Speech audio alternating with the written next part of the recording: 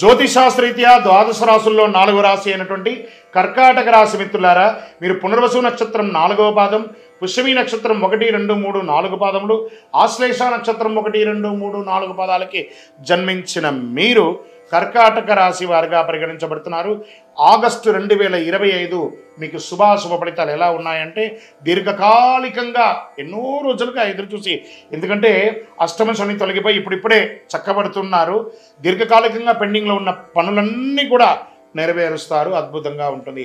ఆకస్మిక ధనలాభం, చాలా రోట్లో మల్టిపుల్ ఇన్కమ్ సోర్సెస్ వచ్చే అవకాశాలు మీకుంది. అనేక విధాలుగా సమాజంలో గుర్తింపు పొందుతారు. ముఖ్యులతో పాటు ప్రతిభావాటుల పెలుగులకు వస్తారు. సమాజంలో గొప్ప వ్యక్తులతో పరిచయాలు పెరుగుతాయి. వృత్తి వ్యాపార కార్యకలాపాల్లో లావాదేవీలు సంతృప్తిగా ఉంటుంది మీకు అని కూడా చెప్పచ్చు. ఉద్యోగంలో అనుకూల వాతావరణం, పై అధికారుల నుండి ప్రశంసలు, తోటి ఉద్యోగుల దగ్గర నుంచి మంచి అభినందన లేదా నూతన ఉద్యోగం కోసం ప్రయత్నం చేస్తున్న వాళ్ళకి అద్భుతం. ఉన్న ఉద్యోగం నుంచి ఇంకా గొప్ప స్థితికి వెళ్ళాలనుకున్న వాళ్ళకి అవకాశం. ప్రభుత్వ ఉద్యోగం ప్రయత్నం చేసే వారికి ఇది ఒక మంచి అవకాశం.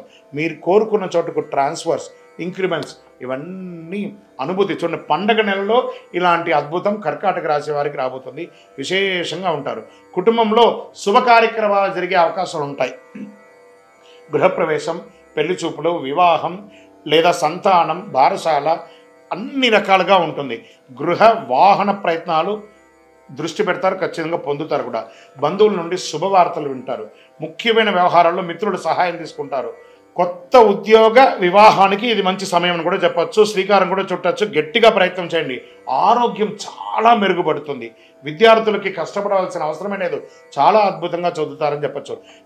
ప్రేమ వ్యవహారాలు రొటీన్గా సాగిపోతుంది. సామాజిక ప్రతిష్ట, సొసైటీ వాల్యూ పెరుగుతుంది. స్త్రీలు ఎక్కువ సమయం దైవారాధన గడిపే సమయం. ఎలాగూ శ్రావణ మాసం ఎలాగూ గడుపుతారు. మాస చివరిలో కాస్త విలాసవంతమైనటువంటి విహారయాత్ర లాంటిది చేసే అవకాశాలు ఉన్నాయి. ఈ సమయంలో మీ పరిస్థితులను అర్థం చేసుకున్న తర్వాతనే ఎవరికైనా వాగ్దానాలు ఇవ్వండి. డబ్బుకు సంబంధించిన విషయంలో తుది నిర్ణయం తీసుకోవాలి.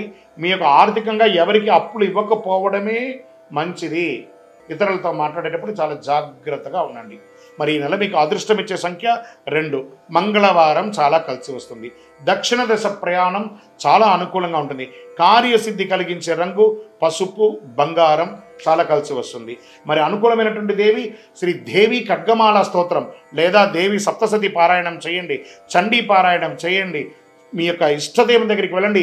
మీ కులదేవుని దగ్గరికి వెళ్ళి మీ యొక్క వయస్సు ఎంత ఉందో అన్ని దీపాలు వెలిగించండి. అతి శక్తివంతమైనటువంటి కరుంగాలి మాలను ధరించండి.